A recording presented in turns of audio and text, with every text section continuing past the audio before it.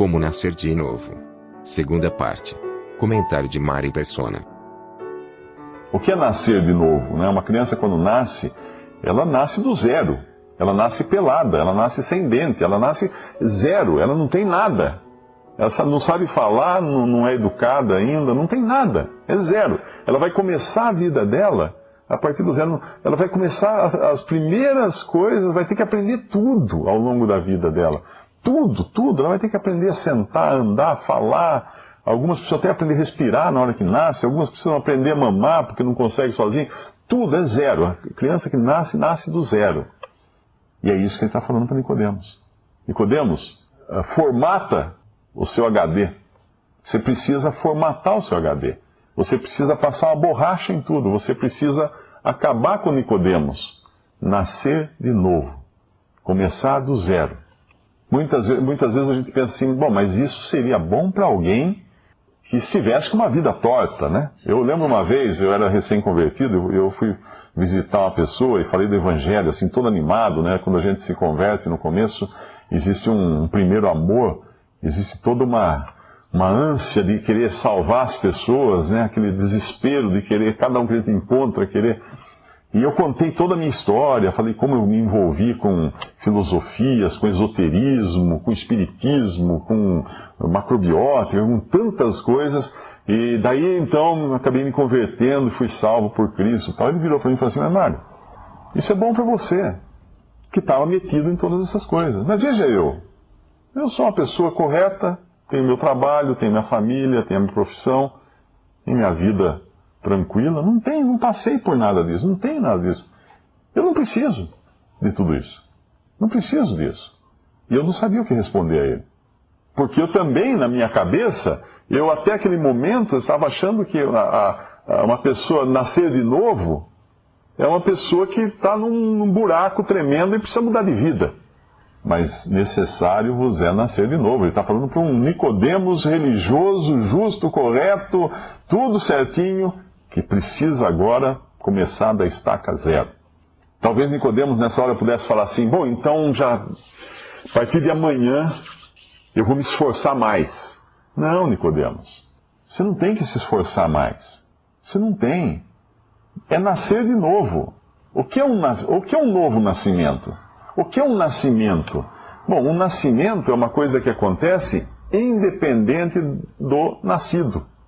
Quando uma pessoa nasce, quando um bebê nasce, veja, ele não pediu para nascer, ele não decidiu nascer, ele não tomou nenhuma atitude, nada. Os pais dele tomaram uma decisão, a mãe sofreu um bocado no parto, houve muita dor, houve muito sofrimento, houve muita angústia até que ele nascesse, até que aquele bebê nascesse. Então o nascimento, uma coisa importante é isso. O novo nascimento, ele segue o mesmo padrão. Primeiro, vem de Deus. E ele fala aqui, no versículo 5, Jesus respondeu, na verdade te digo que aquele que não nascer da água e do Espírito não pode entrar no reino de Deus. O que é nascido da carne é carne, o que é nascido do Espírito é Espírito. E no versículo 8, o vento assopra onde quer. Ouves a sua voz, mas não sabes de onde vem, nem para onde vai. Assim é todo aquele que é nascido do Espírito. Uma origem invisível, uma origem que não dá para você saber de onde é. E esse nascer de novo tem um outro significado também, que é nascer do alto, de cima para baixo. Agora Nicodemos realmente não sabe o que dizer, mas necessário era nascer de novo. E o importante dessa passagem é, primeiro, entender que o novo nascimento é uma obra de Deus. É uma obra que Deus faz na alma. Mas o Senhor Jesus continua explicando para Nicodemos coisas aqui que são importantíssimas. Coisas importantíssimas, porque alguém poderia falar assim, bom, então eu vou deitar no sofá e quando Deus quiser que eu nasça de novo, eu vou nascer de novo. Não, não é assim. No versículo 14, o Senhor fala, e como Moisés levantou a serpente no deserto, assim importa que o Filho do Homem seja levantado, para que todo aquele que nele crê não pereça, mas tenha a vida eterna. Porque Deus amou o mundo de tal maneira que deu seu Filho unigênito, para que todo aquele que nele crê não pereça, mas tenha a vida eterna. Porque Deus enviou o seu Filho ao mundo, não para que condenasse o mundo, mas para que o mundo fosse salvo por ele. Quem crê nele não é condenado, mas quem não crê já está condenado, porquanto não crê no nome do unigênito Filho de Deus. Os dois meios de se ir para a condenação: ser muito bom ou ser muito ruim. Porque, efetivamente, todas as pessoas, classes boas, classes ruins, classe alta, classe baixa, rico, pobre, não importa, todas se encontram numa mesma condição aos olhos de Deus, não aos olhos dos homens. Aos nossos olhos, as pessoas variam de posição, de condição, mas aos olhos de Deus, todas estão na mesma situação. Todas estão debaixo de uma mesma condenação. Todas estão debaixo do pecado que arruinou a criação, o pecado que entrou no mundo, o pecado que deteriorou totalmente a criação original de Deus. E Deus precisou tomar alguma iniciativa, fazer alguma coisa a respeito disso, e como acontece no nascimento, que o parto exige que alguém sofra, e não é a criança, é a mãe, que dói, que tem sangue, que tem uma série de sofrimentos, Deus escolheu que o seu filho sofresse, que ele sofresse toda a dor, e não só dor, mas ele passasse pela morte. Ele passasse pela morte. Nós sabemos que um parto é sempre um risco de morte da mãe. Há um número muito grande de óbitos no parto. Até hoje, mesmo com medicina moderna e tudo mais, sempre existe um risco de óbito no parto. Mas Cristo efetivamente não correu um risco. Ele foi à morte. Ele foi à morte. Ele foi à morte para possibilitar a paga do pecado do homem, para possibilitar com o seu sangue derramado pagar o pecado do homem. Morreu e ressuscitou para a justificação do ser humano que crê nele como Salvador. Por isso agora existe uma situação em que todos os homens se encontram, pecadores, perdidos, debaixo da mesma condenação, seja ele Nicodemos, seja ele o ladrão na cruz. Qualquer um, todos iguais. E existe um convite para que todo aquele que nele crê, que crê em Jesus, tenha a vida eterna. Não pereça, mas tenha a vida eterna. Essa vida que vem de Deus. Não é vida perene. Não é vida perpétua. O que é uma vida perpétua? Uma vida perpétua é que nem jazigo perpétuo, né? Você vai no cemitério, você compra lá, tem cemitérios que são mais populares, você é enterrado e daqui a 10 anos, sei lá, desenterram você, põe numa caixinha e guarda num outro lugar. E tem o perpétuo, que você compra o terreno no cemitério e ninguém pode mexer, quer dizer, dá só morte para sempre, né?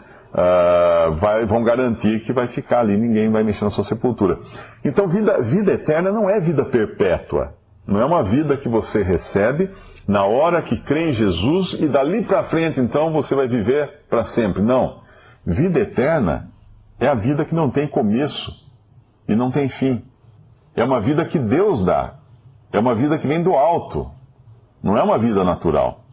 Não é a vida normal que nós temos. Mas para que nós recebamos a vida eterna, é preciso morrer. E nós tivemos um que morreu por nós. Morreu em nosso lugar. Morreu para nos dar a vida eterna. Derramou a sua vida na cruz, o seu sangue na cruz, entregou a sua vida para que nós tivéssemos vida. E necessário vos é nascer de novo. Ele repete aqui para Nicodemos várias vezes, ele leva isso daí até um ponto. Até o ponto de saturação, vamos dizer assim, né? Que Nicodemos terá que nascer da água e do Espírito. Existe muita confusão quanto a essa água aqui que ele fala aqui. Muitos consideram que esse nascer de novo, nascer da água e do Espírito, seria assim um novo nascimento em duas etapas. Uma você passaria pelo batismo nas águas, e outra seria a parte que Deus faz para você ser salvo, então receber vida eterna. Mas aí nós temos um problema com essa interpretação. Se o batismo salva, ou tem algum papel na salvação eterna de uma alma, então nós temos mais de um Salvador.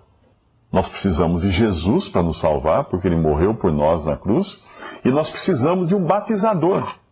Porque se eu estiver num deserto, me perdi no deserto, estou lá, míngua, à beira da morte, passando fome, passando sede, pronto a sucumbir. De repente eu me lembro de alguém que me pregou o evangelho, falou: crê no Senhor Jesus e será salvo. Deus enviou o seu Filho ao mundo para que todo aquele que nele crê não pereça, mas tenha a vida eterna. Eu me lembro disso, puxa, que bendita esperança, e vou então e me entrego a Jesus totalmente, creio nele, confio que ele levou os meus pecados na cruz, que ele pagou os meus pecados na cruz, e de repente vem uma lembrança de alguém de uma igreja A, B, C, D, que disse assim: não, mas se você não for batizado, você não será salvo.